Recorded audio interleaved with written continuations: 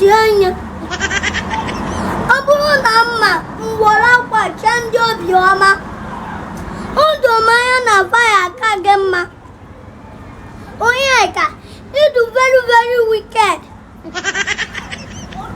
ọkwa gwa gị kwara m ọtụrụ akwa Destiny Etiko na-eyi na-enye fitin mmadụ eyi nwa ọtụrụ akwa wee jee Amerịka ọ na m gwara gị na ọtata bụ Betida Aris Anagbago amụrụ onye na-ego nwa na Atlanta, Georgia. Ịdụ very wicked Onyeka ama m na iwe na-ewe gị na ntị ije Amerịka ọkwa ịpụ beda amụrụ onye na-ego mmechie kamịa mgbara ọtọ jee nye